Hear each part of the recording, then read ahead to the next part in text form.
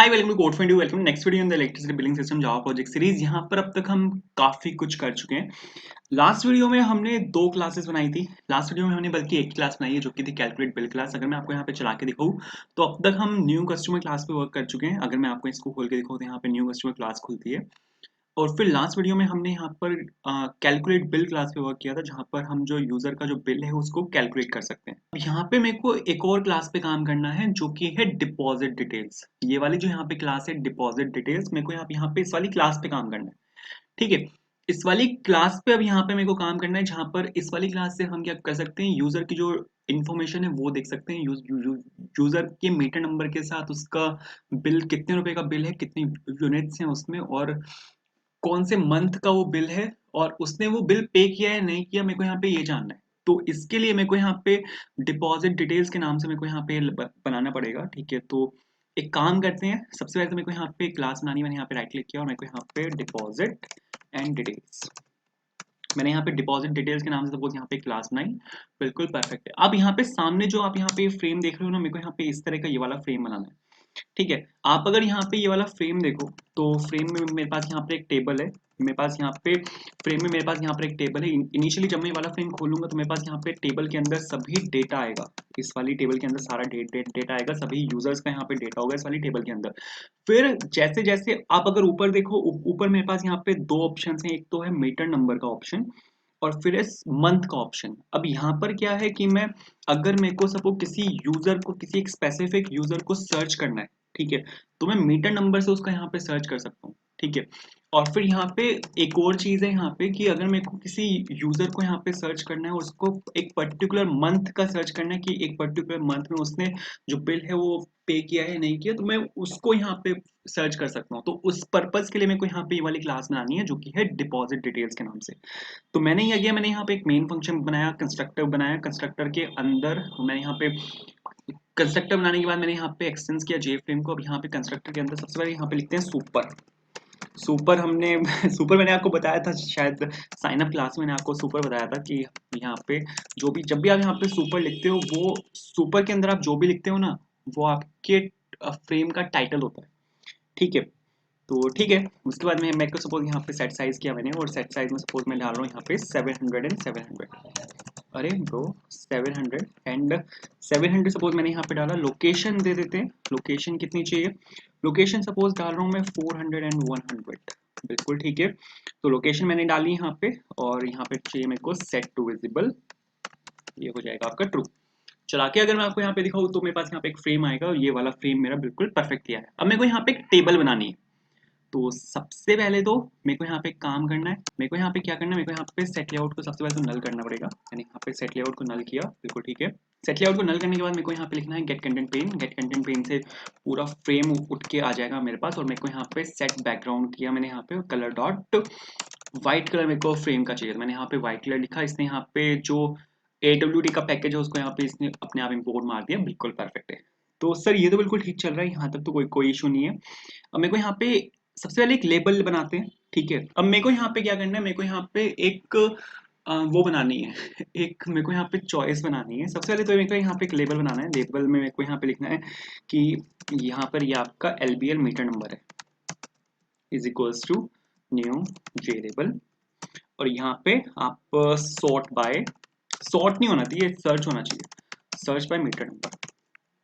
ठीक है, मैंने यहाँ पे लिखा सर्च बाय मीटर नंबर कि आप किसी भी एक यूजर को उसके मीटर नंबर से आप यहाँ पे सर्च कर सकते हो। ये बिल्कुल ठीक है।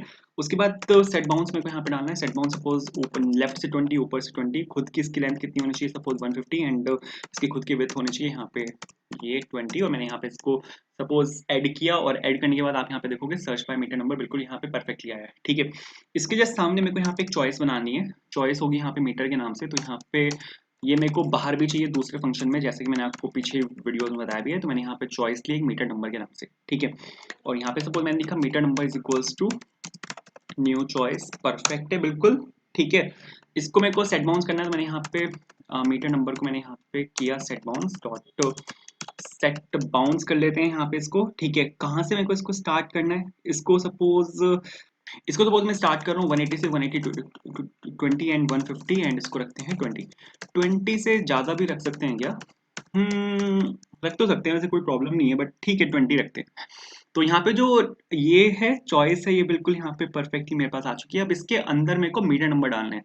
तो जो काम हमने लास्ट वीडियो में किया था, मेरे को बिल्कुल सेम यहाँ पे वही काम करना है। मेरे को यहाँ पे सारी वैल्यूज निकालनी है। तो मेरे को यहाँ पे लिखा मैंने ट्राई और कैच और एक्सेप्शन ई, और यहाँ पे आ जाएगा आपका E dot print stack trace, ठीक है, और बिल्कुल परफेक्ट है और बिल्कुल सही है, ठीक है। मेरे को यहाँ पे कौन क्लास का एक ऑब्जेक्ट बनाना है, क्योंकि मेरे को यहाँ पे कनेक्शन एस्टेब्लिश करना है अपने माइस्क्ल के साथ। फिर मेरे को यहाँ पे करना है C dot S dot execute query, ठीक है, और यहाँ पे मेरे को सिलेक्ट स्टार फ्रॉम कस्टमर कर देना है। मैंने यहाँ पे किया सिलेक्ट स्टार फ्रॉम कस्टमर, एक रिजल्ट आएगा इसका, मेरे को उस रिजल्ट को स्टोर कराना है आरएस के अंदर, बिल्कुल ठीक है। रिजल्ट सेट में अभी एरर आएगा क्योंकि सीक्वल पैकेज को मेरे को यहाँ पे इंपोर्ट करना पड़ेगा। फिर मैं आरएस को यहाँ पे लूप कर सकता हूँ, और आरएस को लूप करने के बाद अब मीटर नंबर डॉट ऐड करना है मेरे को। लास्ट वीडियो में जो हमने किया था मैं बिल्कुल यहाँ पे वही कर रहा हूँ।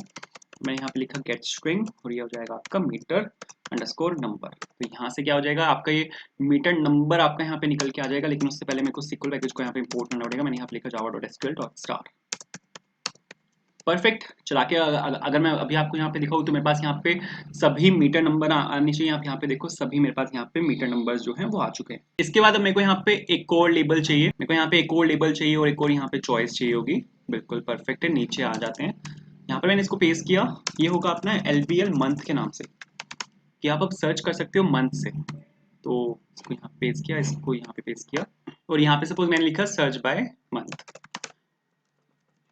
विद एम कैपिटल, परफेक्ट है।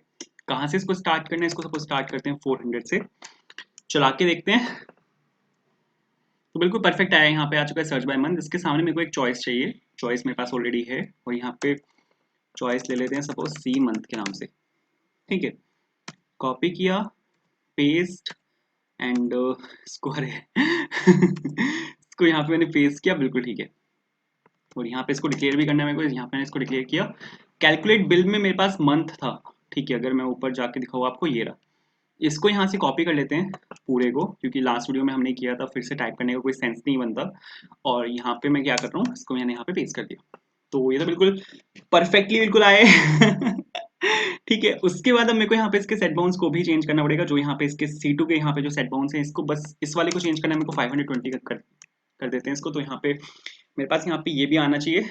अरे ये काफी ज्यादा हो गया, इस वजह से वो ऐसे दिख रहा है। इसको मेरे को थोड़ा सा हल्का करना पड़ेगा। यहाँ पे करते हैं इसको 100, तो इसको सपोज 100 किया मैंने, और बिल्कुल परफेक्ट है। तो यहाँ पे जो ये चॉइस है ये भी यहाँ पे आ चुकी है, बिल्कुल परफेक्ट चल रहा है। अब इसके बाद मेरे को यहाँ पे क्या करना है, इसके नीचे मेरे को एक टेबल बनानी है। तो टेबल भी हम बना सकते हैं, टेबल बनाना भी बहुत आसान है। आपको जे टेबल क्लास का एक ऑब्जेक्ट बनाना होता है, बस दैट्स इट, इतना सा काम करना है।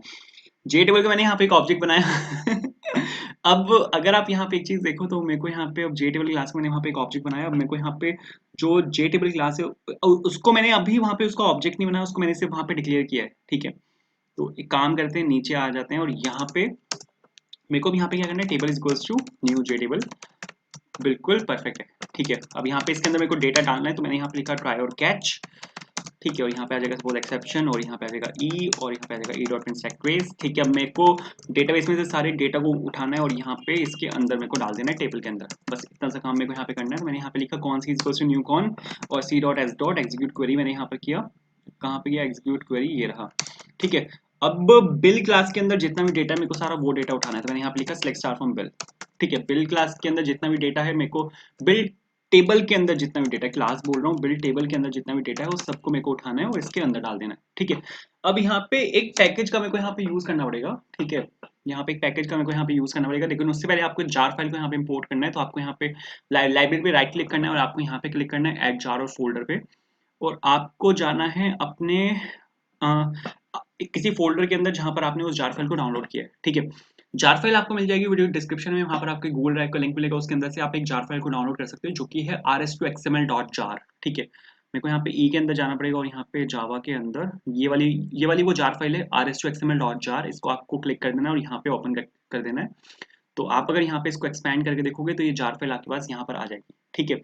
अब इसके बाद आपको यहाँ पे एक पैकेज को यहाँ पे इंपोर्ट कराना है, ठीक है। आपको यहाँ पे एक पैकेज को इंपोर्ट कराना है, जो कि होगा आपका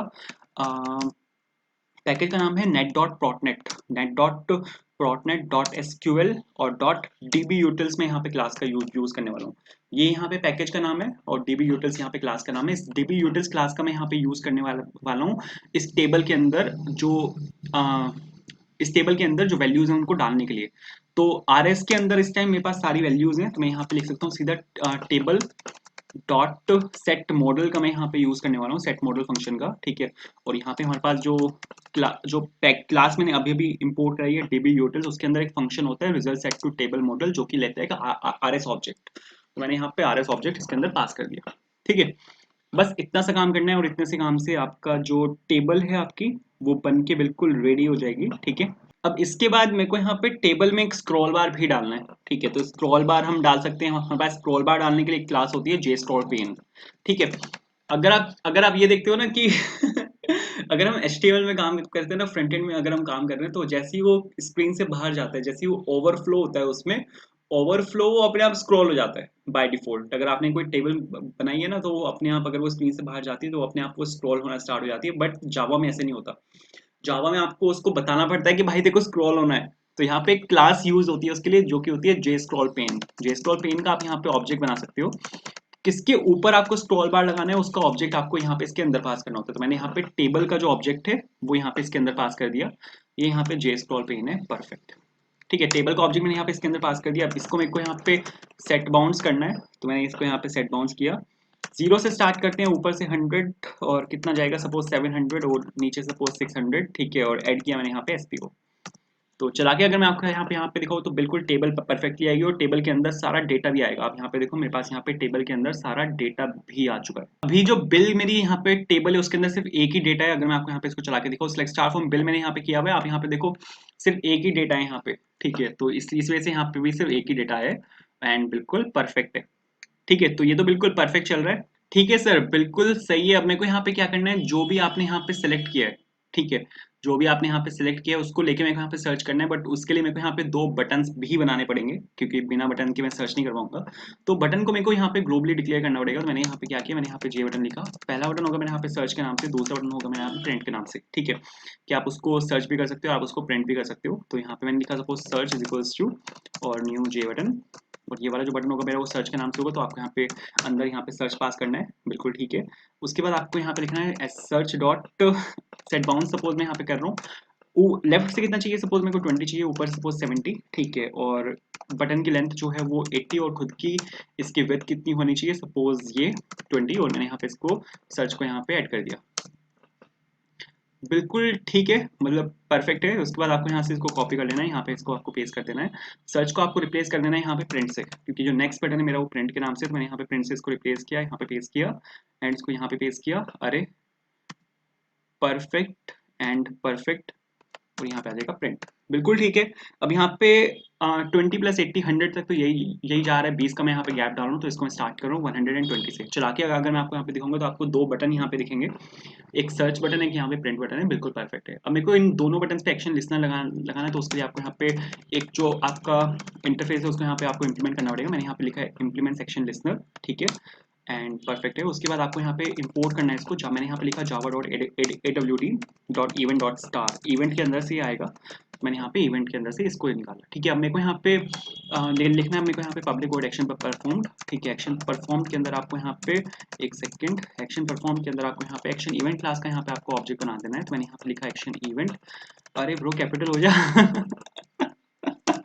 परफेक्ट, एक्शन इवेंट क्लास का मैंने यहाँ पे ऑब्जेक्ट बनाया, ठीक है। और आपको यहाँ पे सर्च बटन के ऊपर एक एक्शन लगाना पड़ेगा, ठीक है, ताकि जैसे ही इस बटन पे क्लिक हो तो मेरे को पता लग जाए और मैं उसके साथ जो भी मेरे को करना है फिर मैं वो कर सकता हूँ। तो मैंने यहाँ पे दोनों बटन के ऊपर मैंने यहाँ पे एक्शन लिस्नर लगाया, मैंने यहाँ पे लिखा एड एक्शन एंड लिस्नर, और मैंने यहाँ पे लिखा दिस, परफेक्ट है, बिल्कुल ठीक है। इसके बाद आपको यहाँ पे डिफरेंशिएट करना है कि कौन सा बटन यहाँ पे कॉल हुआ है। तो गेट सोर्स की हेल्प से हम यहाँ पे वो डिफरेंशिएट कर सकते हैं, या तो ये बटन कॉल हुआ है सर्च वाला, अगर ये नहीं कॉल हुआ तो फिर यहाँ पे कॉल हुआ होगा प्रिंट वाला बटन, ठीक है। और तो बिल्कुल सही है ये। तो अगर प्रिंट वाला बटन कॉल हुआ है तो मेरे को यहाँ पे ट्राई और कैच लगाना है सबसे पहले। एक्सेप्शन हैंडलिंग इसकी ज़रूरी है सर, क्योंकि यहाँ पे प्रिंटर की कमांड में चलाने वाला हूँ, तो प्रिंटर की कमांड एग्जिस्ट करती है आपके सिस्टम में या नहीं करती, तो उसके हिसाब से वर्क करेगा। मैंने यहाँ पे लिखा था वो ईड ऑफ इंसेक्ट वेज, परफेक्ट। और यहाँ पे जो कमांड आपको यूज करनी होती है प्रिंट करने के लिए, वो होती है प्रिंट कमांड। ठीक है, किस चीज को आपको प्रिंट करना है, मेरे को टेबल को यहाँ पे प्रिंट करना है, तो टेबल के ऊपर आपको यहाँ पे प्रिंट कमांड का यूज करना पड़ेगा एंड दैट्स इट।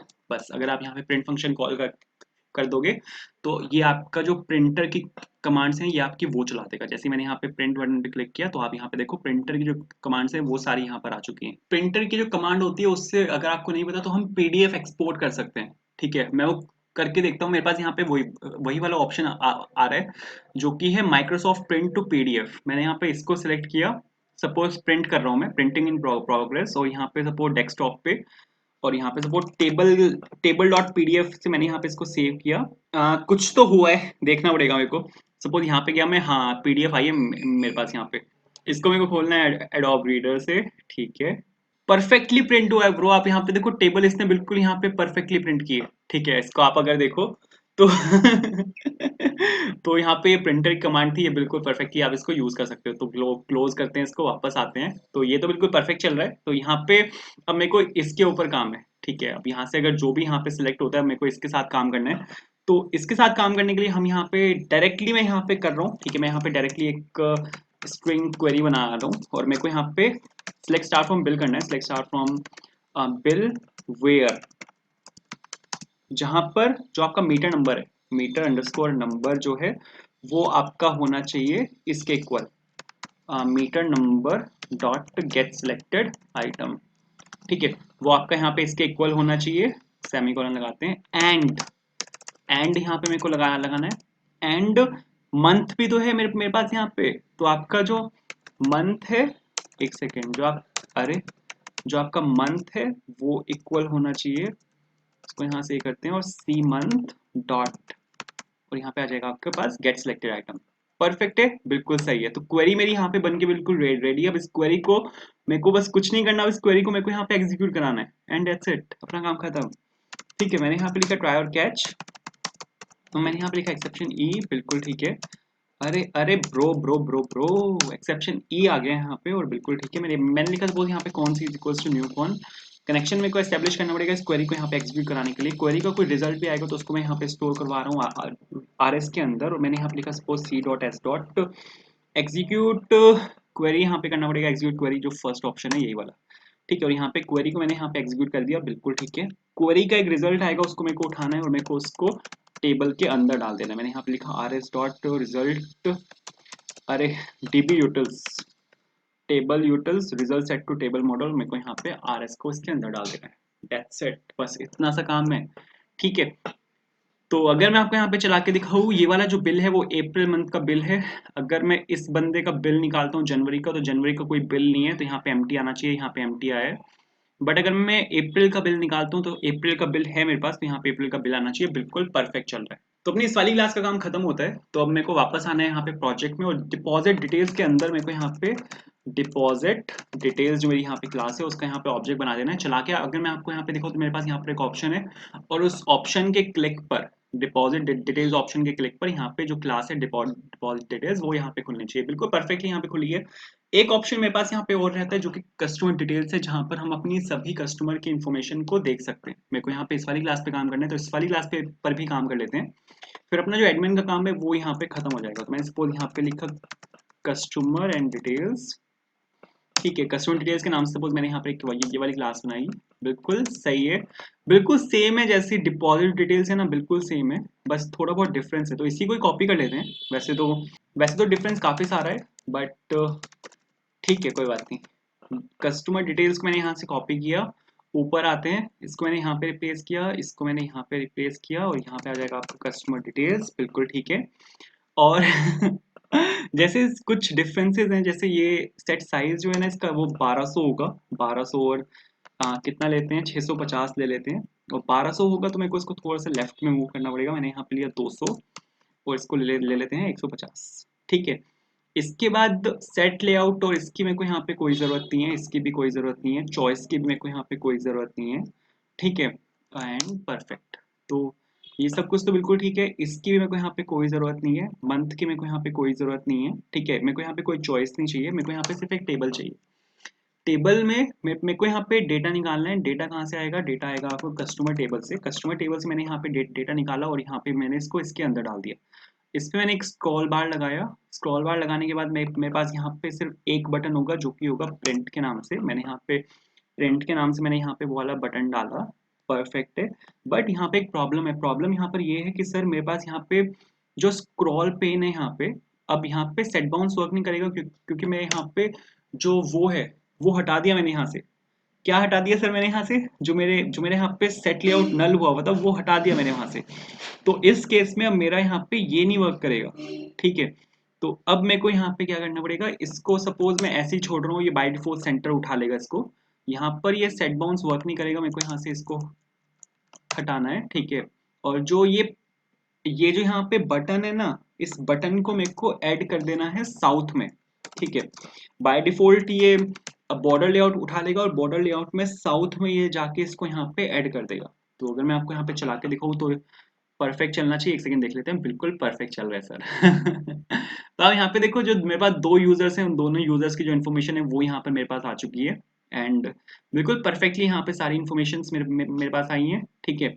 उसके बाद आप यहाँ पे काम कर सकते हो कि इस वाले बटन की अपने को यहाँ पे कोई ज़रूरत नहीं है, इसको आप यहाँ से हटा सकते हो। आप यहाँ पे सीधा जो आपका यहाँ पे ट्राई स्टेटमेंट है वो आप यहाँ पे डाल सकते हो बिल्कुल परफेक्टली, ठीक है। ताकि आप जो डेटा है उसको यहाँ से प्रिंट भी करवा पाओ। प्रिंटर पे सपोज मैंने यहाँ पे प्रिंट पे क्लिक किया तो ये दोनों को यहाँ पे प्रिंट करेगा।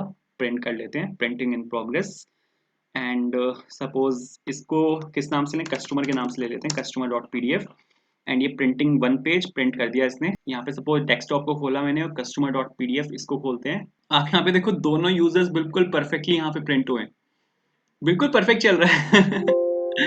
तो मेक अडोब एडिटर भाई, ठीक है भाई, अभी अभी के लिए करते हैं, इसको भी यहाँ से कैंसिल किया। एंड ये बिल्कुल यहाँ पे परफेक्ट चल रहा है। आपको यहाँ पे वापस जाना है अपने प्रोजेक्ट फोल्डर के अंदर, अपने प्रोजेक्ट फाइल के अंदर। यहाँ पे आपको कस्टमर डिटेल्स क्लास का ऑब्जेक्ट बना देना। मैंने यहाँ पे लिखा कस्टमर डिटेल्स। एंड बिल्कुल ठीक है। चला के अगर मैं आपको यहाँ पे दिखाऊँ तो जब मैं कस्टमर डिटेल्स वाले उस पर क्लिक करूंगा तो यहाँ पे कस्टमर डिटेल्स वाली क्लास खुलनी चाहिए, बिल्कुल परफेक्टली खुली है। क्रॉस किया तो यहाँ पे क्रॉस होना चाहिए और यहाँ पे अपने जो एडमिन वाला पार्ट है वो यहाँ पे कंप्लीट होता है। अब रहता है यूजर वाला पार्ट, तो अब वो कंप्लीट करेंगे नेक्स्ट वीडियो से। तो अगर आप यहाँ तक इस वीडियो को देख रहे हो तो यार thank you so much. I hope आपको बहुत कुछ सीखने को मिल रहा होगा। अगर आपको बहुत कुछ सीखने को मिल रहा है तो यार वीडियो को लाइक जरूर करना। एंड आप हमें फॉलो कर सकते हो टेलीग्राम और इंस्टाग्राम पे, वहाँ पर आपको सर्च करना है code for interview. And thank you so much for watching this video. Have a good day.